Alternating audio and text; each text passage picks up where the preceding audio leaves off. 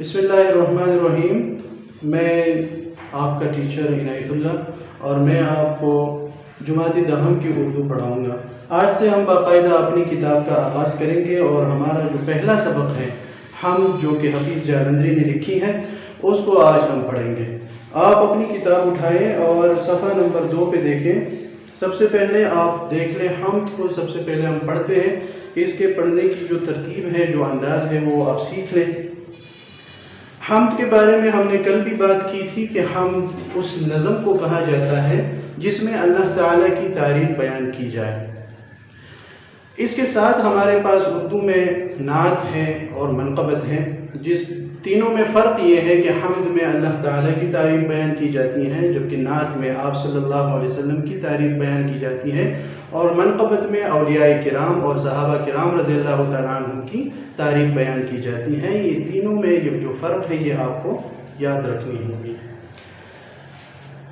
हम पढ़ने से पहले हफीज़ जालंधरी के जो मुख्तसर हालात आपकी किताब में मौजूद हैं उसको पढ़ना ज़रूरी है।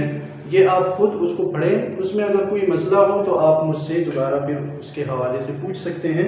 यहाँ हम फ़ौरन हम्द इसलिए शुरू कर रहे हैं कि जो हमारा वक्त है वो पहले से भी बहुत ज़्यादा ज़ाया हो चुका है, लिहाजा हम फ़ौरन इस हम्द को पढ़ेंगे। सबसे पहले आप हम्द को सुनें और इस अंदाज से इसको फिर पढ़ने की खुद भी कोशिश करें। उसी ने एक हरफ़े कुन से पैदा कर दिया आलम, कशाकश की सदाए हाव उसे भर दिया आलम। निज़ामे आसमानी है उसी की हुक्मरानी से, बहारे जाविदानी है उसी की बागबानी से। ज़मीं पर जलवा आरा है मज़ाहिर उसकी कुदरत के, बिछाए हैं उसी दाता ने दस्तरखान नेमत के। ये सर्दो गर्म खुश्को तर उजाला और तारीकी, नज़र आती है सब में शान उसी ज़ात बारीकी। वही है कायनात और उसकी मखलूक़ात का खालिक, नबातात व जमादात और हैवानात का खालिक। वही खालिक है दिल का और दिल के नेक इरादों का, वही मालिक हमारा और हमारे बाप दादों का। बशर को फितरत इस्लाम पर पैदा किया जिसने, मोहम्मद मुस्तफ़ा के नाम पर शेदा किया जिसने। आप भी इस हम्द को इसी अंदाज में पढ़ने की कोशिश करें, इसको बार बार सुनें और अल्फाज को इसी तरह अदा करने की कोशिश करें। अब आते हैं इसकी तशरीह की तरफ और इसमें जो मुश्किल अल्फाज हैं उसके मफ़हूम की तरफ। तो पहला शेर हमारे पास है, उसी ने एक हरफ़े कुन से पैदा कर दिया आलम। उसी ने एक हरफ़े कुन से पैदा कर दिया आलम, कशाकश की सदाए हाव से भर दिया आलम। उसी ने इशारा है अल्लाह ताला की तरफ कि उसी अल्लाह ने, उसी हस्ती ने, उसी ज़ात ने आलम को पैदा कर दिया। आलम से मुराद है कायनात, या आप मुराद ले लें दुनिया। लेकिन किस तरह पैदा कर दिया? एक हरफ़े कुन बोलने से। अल्लाह ताला ने हरफ़े कुन फरमाया। हरफ़े कुन कुरान मजीद में से है कुन फयकून, कि जैसे कि मतलब अल्लाह ताला ने कहा कि हो जा तो सब कुछ हो गया। उसी तरफ शायर ने इशारा किया है कि अल्लाह ताला ने हरफ़े कुन कहा और उसी के हरफ़े कुन कहते ही कायनात को तख्लीक कर दिया। यानी शायर कहना चाहते हैं कि एक हरफ़े कुन के बदले, एक हरफ़े कुन कहने के बाद इतनी बड़ी कायनात अल्लाह ताला ने तख्लीक कर दी है। तो आप खुद सोचें कि वो ज़ात, वो हस्ती कितनी बड़ी होगी कि एक हर्फ कहने से उसने इतनी बड़ी कायनात तख्लीक की है। हरफ़े कुन यानी लफ्ज़ कुन, कुन का माना है हो जा। कुरान मजीद में इससे आगे लफ्ज़ आता है फ़यकून, तो सब कुछ हो गया। आलम के माने है दुनिया, भी आप मुराद ले सकते हैं। ये आलिम नहीं है। आलम और आलिम में फ़र्क है। आलिम जानने वाले को कहते हैं, जबकि आलम दुनिया को कहा जाता है। हालात को भी कहते हैं गुस्से के आलम में, लेकिन यहाँ इससे मुराद है ये सारी कायनात। यानी कि अल्लाह ताला ने एक हरफ़े कुन कहकर सारी कायनात को तख्लीक फरमाया। अगले मिसरे में कहते हैं कि कशाकश की सदाए, कशाकश کشاکش سے مراد ہے کشمکش، یا اس کا دوسرا معنی ہے جھگڑا یا جھڑپ یا ہاتھا پائی آپ کہہ لیں، یعنی مطلب یہ کہ کشمکش، تذبذب۔ کشاکش کی صدائے ہاؤ ہو، صدا سے مراد کیا ہے؟ صدا سے مراد ہے آواز۔ صدائے ہاؤ ہو اس میں صفت ہے، صدائے مرکبی اضافی ہے، ہاؤ ہو، چیخ و پکار، ہاؤ ہو کہا جاتا ہے چیخ و پکار کو یا شور و غل کو۔ چیخ و پکار کی آوازوں سے اس دنیا کو پھر اللہ تعالیٰ نے بھر دیا۔ صدائے ہاؤ ہو یعنی چیخ و پکار کی آواز، یعنی اللہ تعالیٰ نے ایک تو اس کائنات کو تخلیق کیا، پھر اس کائنات میں مختلف مخلوقات کو بھیج دیا، جن کی وجہ سے اس دنیا میں، اس عالم میں، اس کائنات میں رونق ہے، چہل پہل ہے، کوئی لڑ رہا ہے، کوئی ایک دوسرے کے ساتھ کسی معاملے پہ لڑ رہے ہیں، کوئی تقریر کر رہا ہے، کوئی خطاب کر رہا ہے، کوئی پڑھ رہا ہے، کوئی سن رہا ہے۔ مطلب یہ کہ اس کائنات کو بنانے کے بعد اللہ تعالیٰ نے مختلف چیزوں سے اس کو بھر دیا، حیوانات سے، نباتات سے، جمادات سے، انسانوں سے، تمام مخلوقات سے اللہ تعالیٰ نے اس کائنات کو بھر دیا۔ تو اس کائنات میں ایک ہاتھا پائی ہے، لیکن آپ اس کو رونق بھی کہہ سکتے ہیں، چہل پہل بھی کہہ سکتے ہیں۔ اگر یہ دنیا خالی ہوتی تو اس کا یہ جو آج جو رونق ہے، اس میں جو چہل پہل ہے، تو یہ نہ ہوتی۔ اللہ تعالیٰ نے ایک تو کائنات کو تخلیق کیا، اوپر سے پھر کائنات میں مخلوقات کو بھیج کر اس کائنات کو رونق بخشی، یہاں پہ چہل پہل ہے۔ تو یہ اللہ تعالیٰ ہی کی بادشاہت ہے، اسی ذات نے یہ سب کچھ کیا ہے۔ تو اس کی آپ تشریح اس طرح کریں گے، مختصر تشریح، کہ شاعر اس شعر میں اللہ تعالیٰ کی خالقیت کے حوالے سے کہتے ہیں کہ اللہ تعالیٰ نے ایک حرف کن کہہ کر کائنات کی تخلیق کی، اور پھر اس کائنات میں مختلف مخلوقات کو بھیجا، جن کی وجہ سے اس کائنات میں رونق ہے، چہل پہل ہے، ہنگامہ ہے، گرما گرمی ہے۔ ٹھیک ہے؟ اچھا، دوسرا شعر ہے ہمارے پاس کہ نظام آسمانی ہے اسی کی حکمرانی سے۔ نظام آسمانی ہے اسی کی حکمرانی سے۔ حکمرانی عام لفظ ہم بولتے ہیں حکمرانی، لیکن شعر کی اس کی جو بحر ہے، اس کی جو ترتیب ہے، اس کو برقرار رکھنے کے لیے آپ نے حکمرانی کہنا ہے، اس کو حکمرانی پڑھنا ہے۔ نظام آسمانی ہے اسی کی حکمرانی سے، بہار جاویدانی ہے اسی کی باغبانی سے۔ نظام آسمانی یعنی آسمان کا نظام یا کائنات کا نظام، آپ اس کو کہہ لیں نظام آسمانی۔ اور اسی طرح ہمارے پاس دوسرا لفظ دوسری مصرے میں ہے بہار جاویدانی۔ جاویدانی یعنی ہمیشہ رہنے والی۔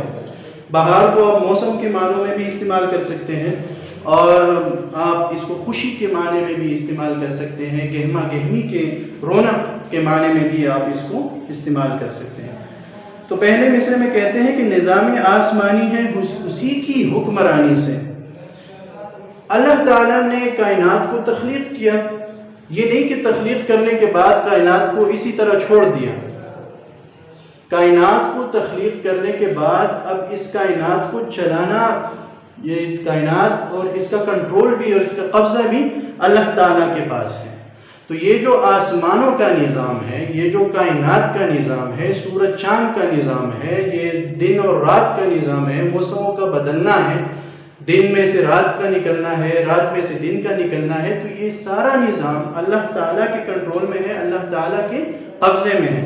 اسی طرح اس دنیا میں جو ہمیشہ کی جو رونق ہے، بہار جاویدانی، ہمیشگی والی رونق، ہمیشگی والی زندگی، یعنی یہ جو مسلسل چل رہا ہے یہ نظام، اس میں جو تسلسل ہے، یہ اللہ تعالیٰ کی باغبانی ہے، اللہ تعالیٰ کی کاریگری ہے۔ اللہ تعالیٰ نے ایک ایسا نظام بنایا ہے کہ جو ایک ترتیب سے چل رہا ہے۔ کسی کے ایک شخص کے مرنے سے، یا کہنے کے 1000-2000 آدمیوں کے مرنے سے اس نظام میں کوئی فرق نہیں آتا، یہ مسلسل چل رہا ہے۔ تو یہ کرشمہ ہے، یہ قدرت ہے اللہ تعالیٰ کی۔ شاعر دوسرے شعر میں اللہ تعالیٰ کی قدرت کے حوالے سے کہتے ہیں کہ آسمانوں کا نظام، اس کائنات کا نظام اللہ تعالیٰ کے پاس ہے، یہ اللہ تعالیٰ کے قبضے میں ہے، اللہ تعالیٰ کے کنٹرول میں ہے، اور اس نظام میں جو تسلسل ہے، جو ترتیب ہے، جو تسلسل سے یہ نظام چل رہا ہے آسمانوں کا، سورج چاند کا، دن اور رات کا، موسموں کا، تو یہ اللہ تعالیٰ ہی کی حکمرانی ہے، اللہ تعالیٰ ہی کے قبضے میں یہ سارا نظام ہے، یہ اسی کی کاریگری ہے۔ تیسرا شعر ہے کہ زمین پر جلوہ آرا ہے مظاہر اس کی قدرت کے۔ جلوہ آرا ہونا، سامنے آنا، ظاہر ہونا، فوراً کوئی چیز آپ کے سامنے آ جائے تو اس کو ہم کہتے ہیں اس نے اپنا جلوہ دکھایا۔ تو جلوہ دکھانا، سامنے آنا، ظاہر ہونا۔ شاعر کہتے ہیں کہ زمین پر جلوہ آ رہا ہے، یعنی زمین پر ظاہر ہوتے ہیں، زمین پر سامنے آتے ہیں، زمین پر جلوہ دکھاتے ہیں۔ کیا جلوہ دکھاتے ہیں؟ مظاہر اس کی قدرت کے۔ مظاہر کہا جاتا ہے نشانیوں کو، نمونے کو، یا آپ آسانی کے ساتھ کہہ لیں کہ منظر کو، یعنی اس زمین پر ہر وقت، روزانہ اور زمین کے ہر حصے پر اللہ تعالیٰ کی قدرت کے مناظر سامنے آتے ہیں، اللہ تعالیٰ کی نشانیاں ہیں، جو اللہ تعالیٰ کے نمونے ہیں، وہ روزانہ ہم دیکھتے ہیں، وہ سامنے آتی ہیں، یہ ساری چیزیں سامنے آتی ہیں۔ دیکھیں دن ہے تو دن ختم ہو گیا، اس کے بعد رات آ جاتی ہے، کبھی سردی ہے، کبھی گرمی ہے، کبھی بارش ہوتی ہے تو کبھی برف باری ہوتی ہے، کہیں پہ پہاڑ ہے، کہیں پہ میدان ہے، کہیں پہ سمندر ہے۔ تو یہ ساری چیزیں جو ہیں یہ اللہ تعالیٰ کی قدرت کی نشانیاں ہیں، جو کہ بار بار ہم دیکھتے ہیں۔ شاعر یہ اسی طرف اشارہ کر رہے ہیں کہ اللہ تعالیٰ کی قدرت کی جو نشانیاں ہیں وہ بار بار جلوہ آرا ہوتی ہیں، جو بار بار ہمارے سامنے اللہ تعالیٰ کی نشانیاں آ جاتی ہیں۔ اللہ تعالیٰ اپنی قدرت کے مناظر بار بار ہمیں دکھاتے ہیں۔ اور اگلے مصرے میں کہتے ہیں بچھائی ہے اسی داتا نے دسترخوان نعمت کے۔ داتا سے مراد ہے مالک، یعنی اللہ تعالیٰ ہی کی طرف اشارہ ہے۔ داتا مالک کو کہتے ہیں، خالق کو کہتے ہیں۔ اسی اللہ تعالیٰ نے انسانوں کے لیے پورے کے پورے دسترخوان بچھا دیے ہیں، نعمتوں سے بھرے ہوئے۔ اس زمین کو بے مثل اللہ تعالیٰ نے دسترخوان کے بنایا ہوا ہے۔ اللہ تعالیٰ نے اس زمین سے انسانوں کے لیے بہت سی یہ جو زمین ہے، آپ یہ کہہ لیں کہ یہ اللہ تعالیٰ نے ایک دسترخوان بچھایا ہوا ہے جس پہ بے شمار نعمتیں پڑی ہوئی ہیں۔ دسترخوان، آپ دسترخوان نہیں کہہ سکتے کیونکہ اس میں جو واو ہے وہ سائلنٹ ہے، اس کو ہم نہیں پڑھتے۔ آپ نے دسترخوان پڑھنا ہے، حالانکہ لکھا دسترخوان جاتا ہے لیکن آپ نے اس کو اس طرح پڑھنا ہے، دسترخوان، ٹھیک ہے، دسترخوان۔ تو شاعر کہتے ہیں کہ اللہ تعالیٰ نے اس زمین میں اپنی نعمتوں کے دسترخوان بچھا دیے ہیں۔ اللہ تعالیٰ کی بے شمار نعمتیں اس زمین سے ہمیں ملتی ہیں، نباتات ہیں، اسی طرح مطلب پھول پودے، درخت وغیرہ، اور اس میں جو قیمتی اشیاء ہیں، یہ سب کچھ اللہ تعالیٰ ہی نے اس میں بچھائے ہیں اپنی مخلوقات کے لیے۔ تو تیسرے شعر میں شاعر کہتے ہیں کہ اللہ تعالیٰ کی نشانیاں ہر وقت زمین پر جلوہ آرا ہوتی ہیں، ہر وقت اللہ تعالیٰ کی جو قدرت ہے اس کی نشانیاں ہم دیکھتے رہتے ہیں، اور اللہ تعالیٰ نے اس زمین میں بے شمار نعمتیں رکھی ہوئی ہیں اپنی مخلوقات کے لیے۔ اگلا شعر ہے کہ یہ سرد و گرم، خشک و تر، اجالا اور تاریکی، نظر آتی ہے سب میں شان اسی کی ذات باری کی۔ یہ سرد و گرم، یہ جو الفاظ ہیں سرد و گرم، یہ استعارے ہیں۔ سرد، اسی طرح گرم، اگلا لفظ ہے خشک، تر، اسی طرح اجالا اور تاریکی۔ سرد مطلب سرد استعارہ ہے موسم سرما کے لیے، یعنی کہ سردی۔ اسی طرح گرم استعارہ ہے موسم گرما کے لیے، گرمی۔ خشک استعارہ ہے میدان کے لیے، جو میدانی علاقہ ہے اس کے لیے، اور تر جو ہے یہ استعارہ ہے سمندر کے لیے۔ اسی طرح اجالا استعارہ ہے دن کے لیے، اور جو تاریکی ہے وہ استعارہ ہے رات کے لیے۔ یہ سرد و گرم، خشک و تر، اجالا اور تاریکی، یعنی یہ موسموں کا بدلنا، موسموں کا تغیر و تبدل۔ موسم کبھی سردی ہے تو کبھی گرمی ہے، کبھی بہار کا موسم ہے تو کبھی خزاں کا موسم ہے۔ یہ موسموں کا بدلنا، موسموں میں تبدیلی آنا، اور اسی طرح کہیں پہ پہاڑ ہونا، خشک علاقہ ہونا، میدان ہونا، تو کہیں پہ سمندر کا ہونا، اسی طرح کبھی دن کبھی رات، یہ سب کچھ کیا ہے؟ نظر آتی ہے سب میں شان اسی کی ذات باری کی۔ یہ ساری چیزیں جو ہیں یہ اللہ تعالیٰ کی قدرت کے کرشمے ہیں، اور انہی چیزوں میں اللہ تعالیٰ کی شان و شوکت دکھائی دیتی ہے، اسی ذات باری کی شان و شوکت اس میں دکھائی دیتی ہے کہ وہ کتنی بڑی عظیم الشان ہستی ہے کہ اتنا بڑا نظام اسی کے قبضے میں ہے، اتنا بڑا نظام وہ چلا رہا ہے۔ تو یہ جو جتنی نشانیاں ہیں ان سب میں اللہ تعالیٰ کی شان و شوکت نظر آتی ہے۔ پھر اگلا شعر ہے، وہی ہے کائنات اور اس کی مخلوقات کا خالق۔ وہی ہے کائنات اور اس کی مخلوقات کا خالق، نباتات و جمادات اور حیوانات کا خالق۔ یہ جو کائنات ہے اس کا بھی، اور اس کائنات کے اندر جتنی چیزیں ہیں جو کہ اگلے مصرے میں شاعر وہ اس کی طرف اشارہ کرتے ہیں، کائنات اور اس کائنات میں بسنے والی تمام مخلوقات کا خالق وہی ایک ذات ہے۔ اور کون سی مخلوقات؟ تو اگلے مصرے میں کہتے ہیں نباتات و جمادات اور حیوانات کا خالق۔ نباتات یہ جمع ہے لفظ نبات کی، ہمارے پاس لفظ ہے نبات، یہ اس کی جمع ہے، نباتات اس کی جمع ہے، اور نبات کہا جاتا ہے پودے کو، یا آپ کہہ لیں کہ پھول، پودے، درخت وغیرہ، ان سارے کانٹے وغیرہ، ان کو کہا جاتا ہے نبات، اور نباتات اس کی جمع ہے۔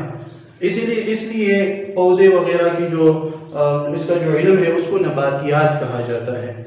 تو کون سی مخلوقات کا خالق ہے اللہ تعالیٰ جو کہ اس کائنات میں ہے؟ تو اس میں سے ایک مخلوق کیا ہے؟ نباتات، یعنی زمین سے اگنے والی جو جتنی چیزیں ہیں، جو پودے ہیں، جو فصل وغیرہ ہے وہ۔ اگلی مخلوق ہے جمادات۔ جمادات یعنی کہ بے جان چیزیں، پہاڑ، پتھر، مٹی، یہ جتنی چیزیں ہیں، یا جو قیمتی پتھر وغیرہ ہیں یہ۔ اور اگلی مخلوق حیوانات، یعنی جاندار چیزیں۔ یعنی مطلب یہ کہ اس کائنات میں جتنی بھی مخلوقات ہیں ان تمام مخلوقات کا خالق وہی اللہ تعالیٰ ہے، یعنی اس کائنات کو بنانے والا اور پھر اس کائنات میں اتنی مخلوقات کو تخلیق کرنے والا وہی ایک ذات ہے، وہی ایک اللہ ہے۔ اگلا شعر ہے، وہی خالق ہے دل کا اور دل کے نیک ارادوں کا، وہی مالک ہمارا اور ہمارے باپ دادوں کا۔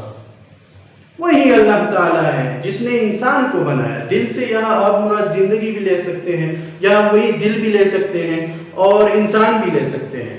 اللہ تعالیٰ نے دل کو تخلیق کیا، وہی اس دل کا خالق اور مالک ہے۔ یہی وجہ ہے کہ وہ اس میں چھپے بھید کو بھی جانتا ہے، رازوں کو بھی جانتا ہے۔ قرآن مجید میں بھی ہے، یہی ہے کہ اللہ تعالیٰ دل کے رازوں کو جاننے والے ہیں۔ اسی طرف اشارہ کرتے ہیں شاید کہ وہی اللہ دل کو تخلیق کرنے والے بھی ہیں، اور اس دل میں جتنے راز چھپے ہوتے ہیں، جتنے بھید ہیں، جس میں نیک ارادے ہیں، بد ارادے ہیں، جو بھی ہیں، ان سب کا خالق بھی اللہ تعالیٰ ہے۔ وہی اللہ ہمارا بھی مالک ہے، اور ہمارے جو باپ دادا ہم سے پہلے گزرے ہیں ان کے بھی وہی ایک مالک تھے اور وہی ایک مالک ہے۔ اگلا آخری شعر ہے کہ بشر کو فطرت اسلام پر پیدا کیا جس نے، محمد مصطفیٰ کے نام پر شیدا کیا کس نے۔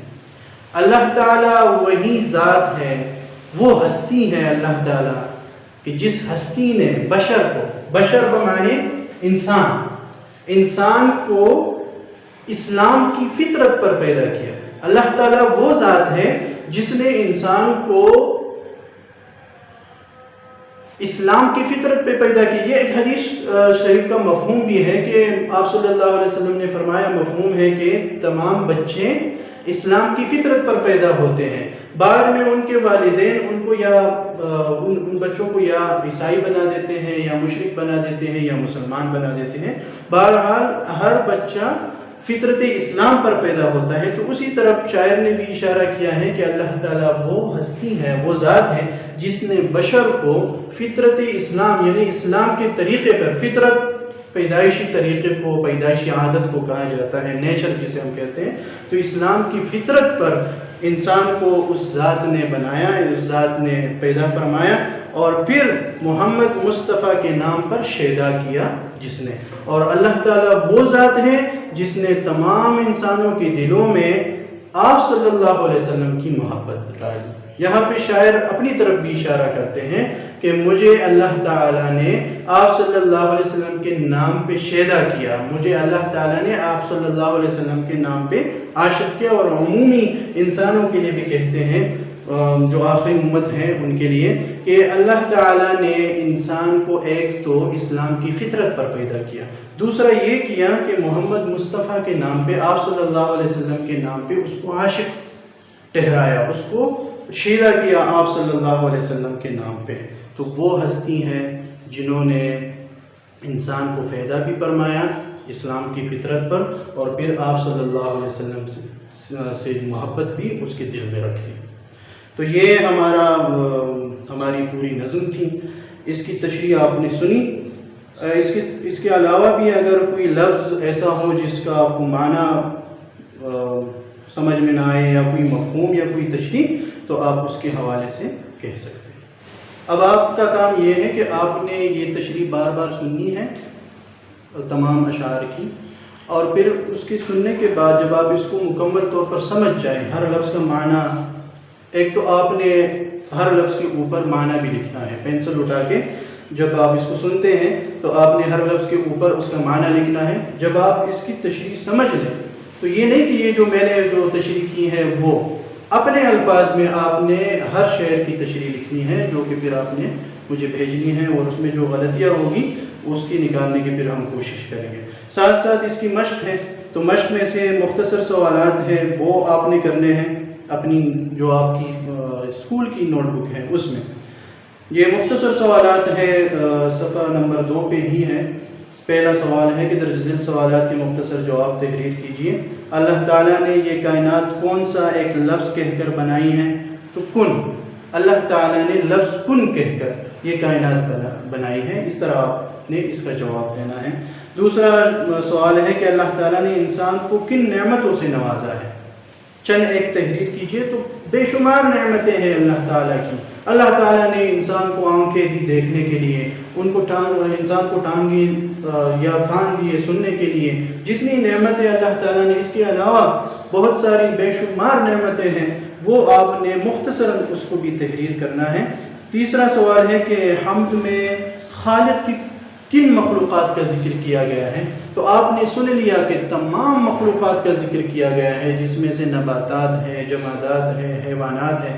تو آپ اس کا جواب اس طرح لکھ سکتے ہیں کہ اللہ تعالیٰ حمد میں خالق کی ان مخلوقات کا ذکر کیا گیا ہے، نمبر 1 نباتات، نمبر 2 جمادات، نمبر 3 حیوانات۔ پھر مختصر اس کی آپ تشریح کریں کہ نباتات سے مراد پھول پودے درخت وغیرہ ہیں، جبکہ جمادات سے مراد غیر جاندار چیزیں ہیں جو جیسے کہ پہاڑ، پتھر، مٹی وغیرہ، اور حیوانات سے مراد جانور اور انسان جو کہ جاندار چیزیں ہیں، اس کی طرف اشارہ ہے۔ اگلا سوال ہے انسان کو کس فطرت پر پیدا کیا گیا ہے؟ حمد میں جس طرح کہا گیا ہے کہ اللہ تعالیٰ نے انسان کو فطرت اسلام پر پیدا فرمایا ہے، تو اس کا اس طرح آپ جواب دیں گے۔ اگلا سوال ہے نظم حمد کا خلاصہ اپنے الفاظ میں لکھیں۔ تو تشریح سننے کے بعد آپ نے اپنے الفاظ میں اس کا پھر خلاصہ بھی لکھنا ہے، ٹھیک ہے؟ اللہ حافظ۔